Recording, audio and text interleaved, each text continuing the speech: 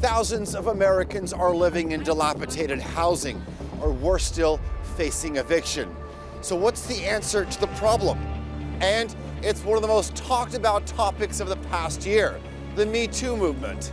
One company has caused a stir in their new commercial. We ask, have they gone too far? And is the Me Too movement really achieving gender equality? I'll be talking to the people at the heart of these issues here in New York. The Square starts now.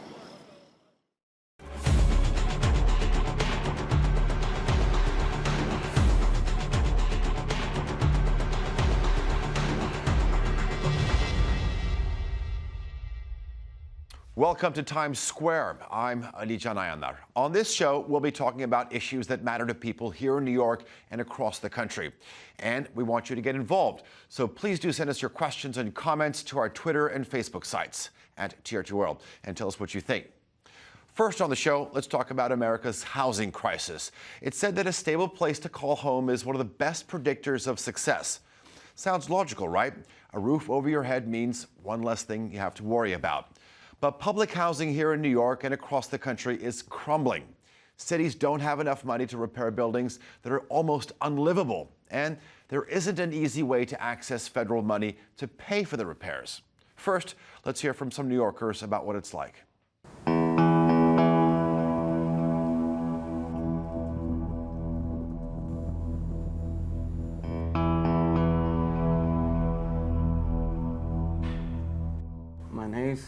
Santiago. I'm from Puerto Rico.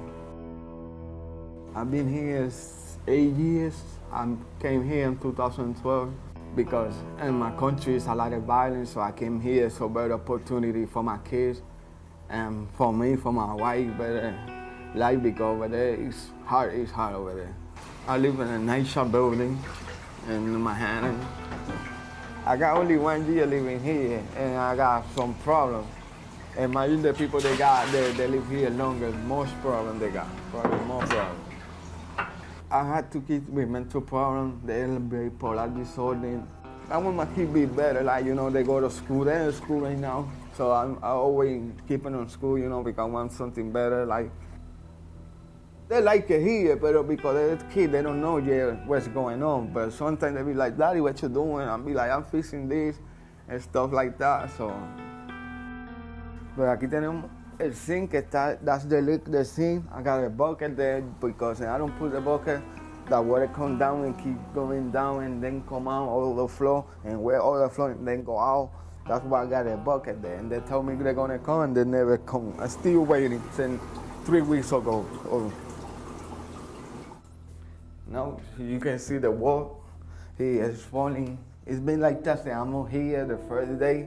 Since I got the apartment, it's been like that, they never fix it. That's the one I'll be scared that my son don't get sick because the plomo, because the pain, the less pain.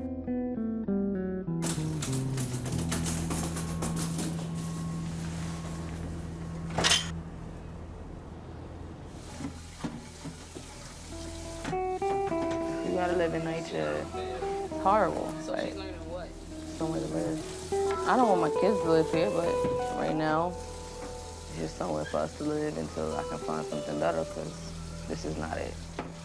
One of my rooms never got heat, so leaving it, I have an issue with them since we moved here, that room never really got heat, ever.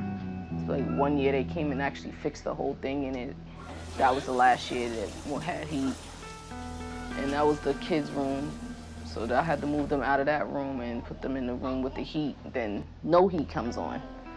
So nobody gets heat. So this is where the crack started. It's not supposed to do this at all. So it's like it bubbles up like that. I'm not sure what it is. So be careful and not touch it and stuff. But my kids are curious. They want to touch everything. So I needed to be fixed.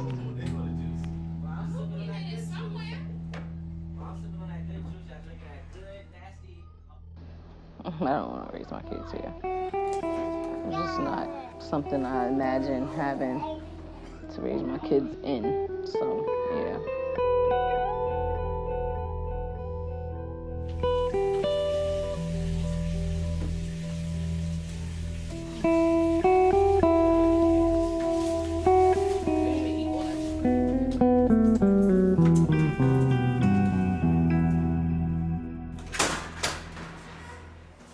With me is Nicholas Bloom, who's the author of several books on urban development, including Affordable Housing in New York. Nicholas, welcome to the Square. Delighted to be here. Thank you. Is that an oxymoron, affordable housing in New York? Well, it's always a question of affordable to whom. And so the city has, over the last 100 years, developed a whole series of different programs which reduce the rate of the rent to tenants. But that doesn't mean it isn't expensive to maintain and develop this housing. This housing still has to be built and maintained in the market system, but it's rented at a lower price to tenants. We just saw in the film there the conditions that Eric, Santiago, and Tia are living in. Why is it so dilapidated?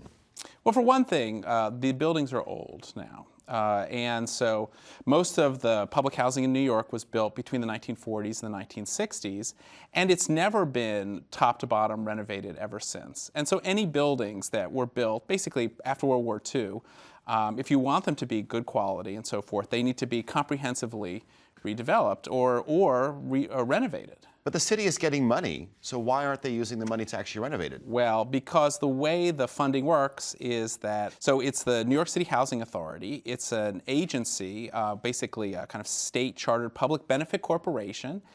They receive money for the operating of public housing.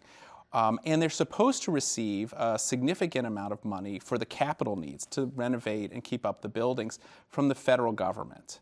But the truth is that at least since 2000, but even earlier, the federal government has basically denied not just New York's public housing, but public housing in the United States sufficient capital funds to keep up the buildings.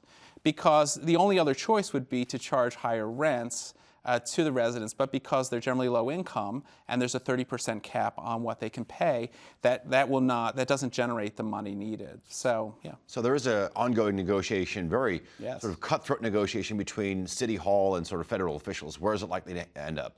I can't say that. But in the end, someone's going to have to pay for the renovation of this housing, because the loss of it will turn what is a terrible situation in New York into a disaster. Recent studies have found that even the loss of a small percentage of NYCHA apartments will drive up the homeless population in New York. It will be such a horrible crisis. It's the people living in these projects that are actually paying now with their health, because the buildings are old, the insulation is poor. Mold is an issue. Mold's an issue. Lead paint could be an issue. Heating's an issue. So it's them that are actually the victims in all this. Well, I don't deny that. And, part of it is that, public housing was created out of politics in the 1930s because people who lived in tenements lived in such terrible conditions. And they got organized, in essence, or were organized, and public housing was created as a replacement, in part. So ultimately, the 400, 500,000, we're not exactly sure how many people in public housing, they've got to make their voice heard and get that political money, because it's either higher rents or the loss of the buildings. Okay. Nicholas, let me just pause you there for a second. Let's turn to the issue of eviction. While there is a problem with public housing in the United States, it goes a step further when people are forced to leave their homes with nowhere to go. In fact, that figure sits at around 2 million people facing eviction. We went to an exhibition that tackles this particular subject at the National Building Museum in Washington. Let's take a look.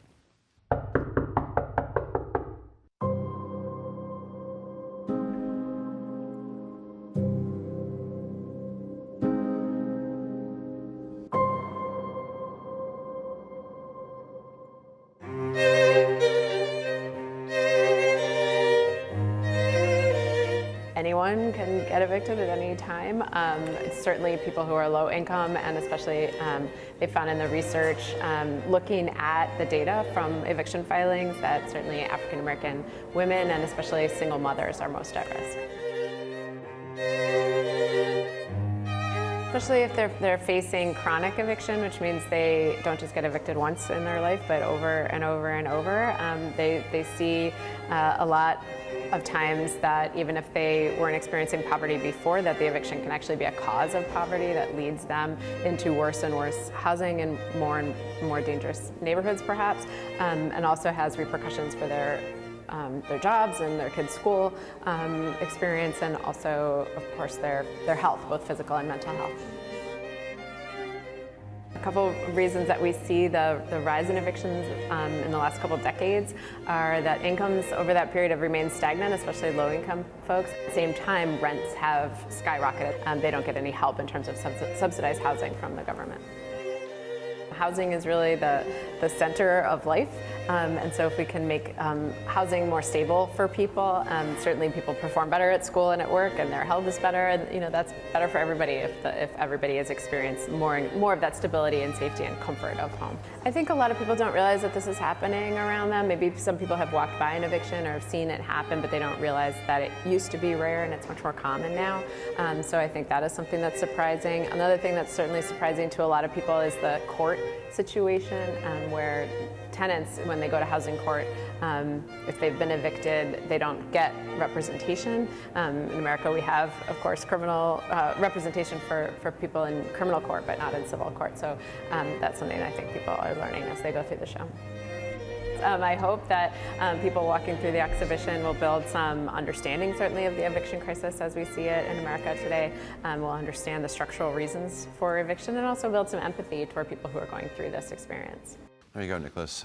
More than 2 million eviction filings every year. How serious is this crisis? Well, it's very serious because at this point, even for low-income Americans, almost all of them, they depend on the private housing market to basically provide housing. And what we're finding is that, with the loss, for instance, of public housing units and the availability of various federal subsidies which paid for them, it's taking an enormous toll on families. And in particular, for instance, not just in sort of the old areas like here of New York and places like that, but a lot of the big eviction areas are in the South, where people have relocated theoretically for lower cost housing, but if you can't afford it still based on lower salaries. One of the reasons actually that's given in terms of the eviction numbers rising is the skyrocketing of rents. Why sort of hasn't the federal government sort of stepped in to actually fill in that gap?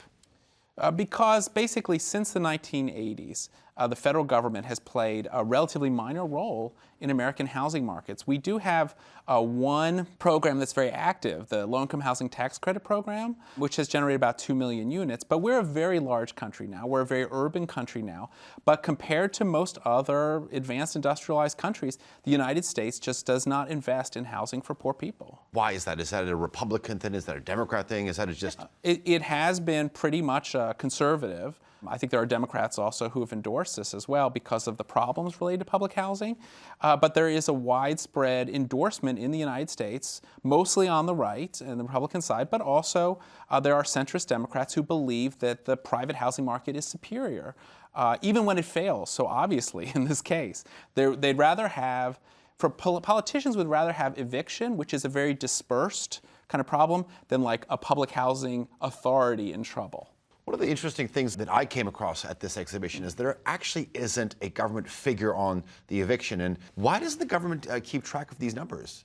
They don't want to keep, essentially the government has no abiding interest in this because it would create pressure to create programs. The facts are pretty well known at this point through Desmond's research and others, right? But for the government to basically acknowledge that this is a national crisis, well, then they are forced, in essence, to take action.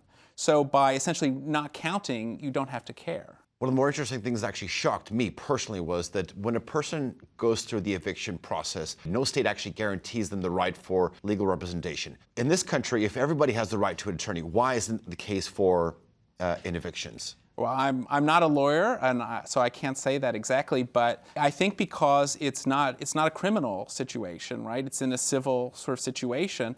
So in essence, this is between parties, right? They are calling the government in, though, to help them with evictions, sheriffs and so forth. But again, I think that there is such a sense that the private housing market is so superior to public that it's better to kind of allow that system of eviction to take place. Let the market take care of it, and that will solve the problem. Nicholas Bloom, thank you very much for coming on The Square and sharing your analysis. Thanks.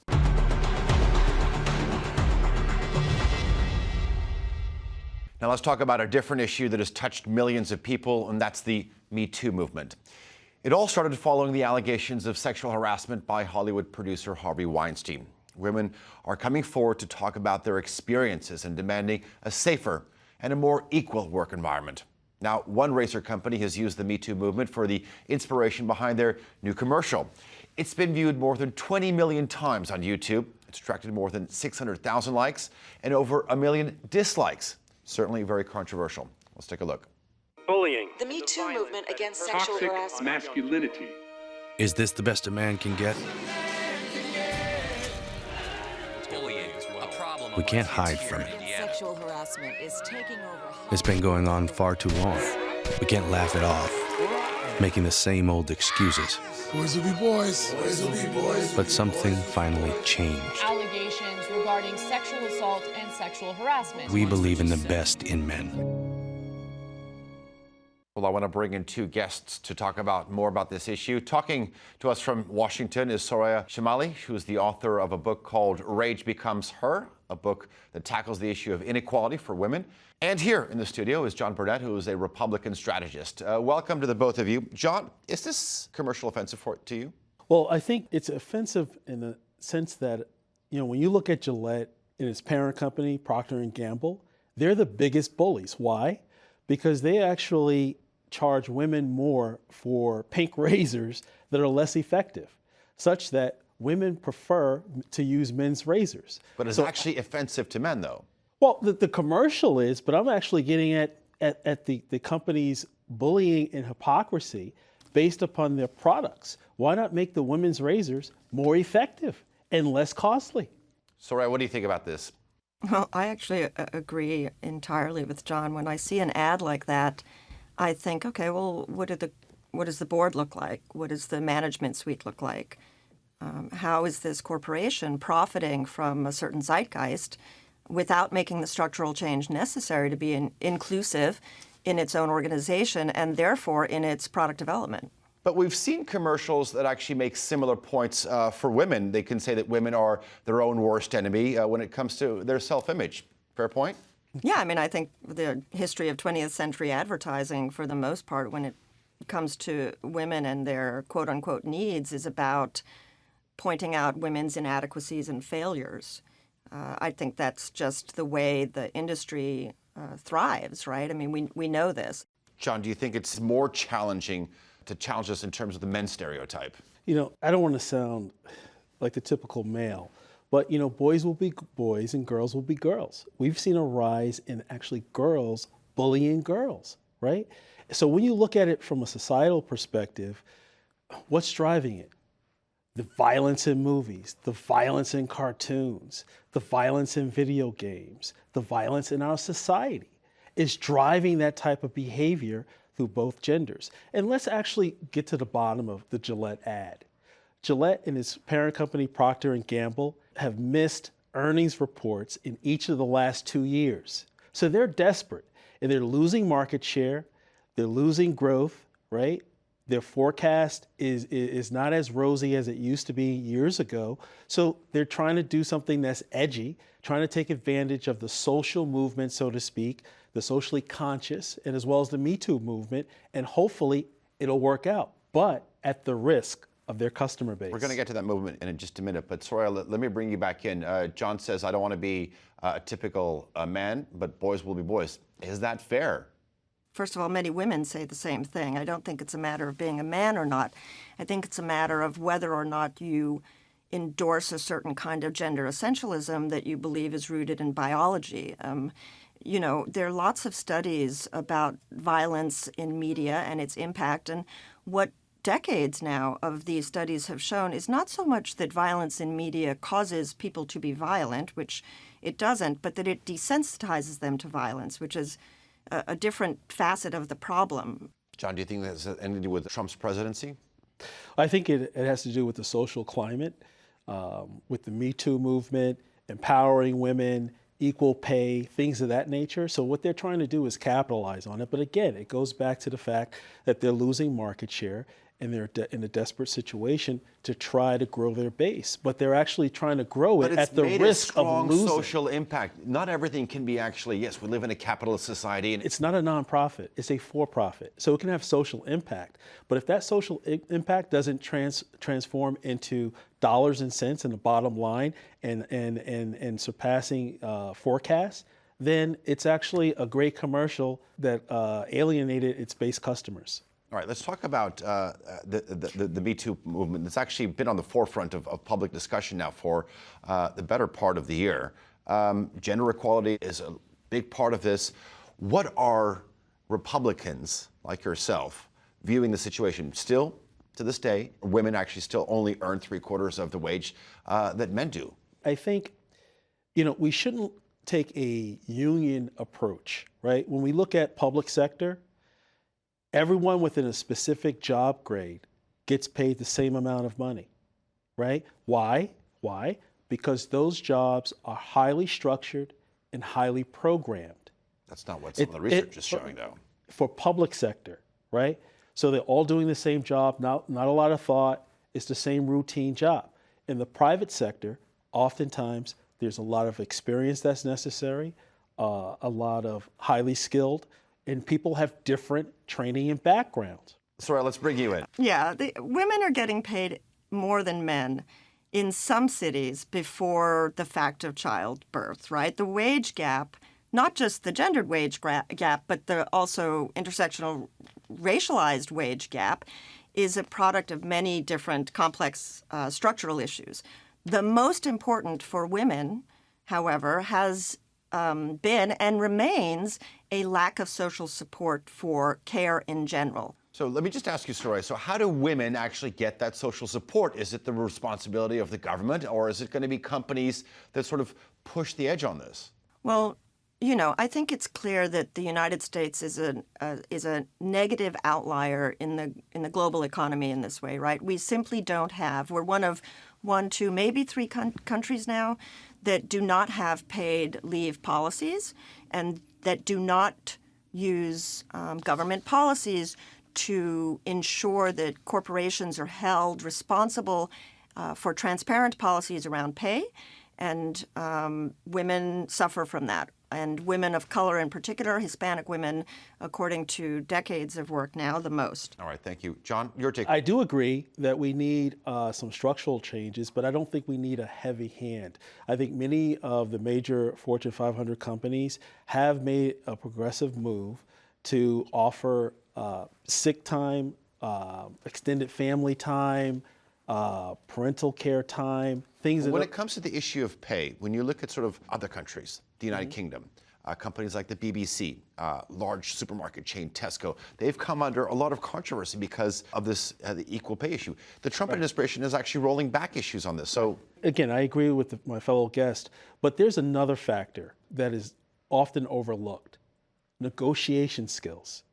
Oftentimes, women are reluctant to know their true value, and they should, to go in there and to negotiate. Soraya, are women less or not as good negotiators as men then? Here's where I disagree. I think women know their true value, but they also know that if they negotiate like men, they'll be penalized. And so there's been a lot of talk about, for example, lean in, why you should represent your worth, why you should be more aggressive in salary negotiations, why you should learn to negotiate like a man.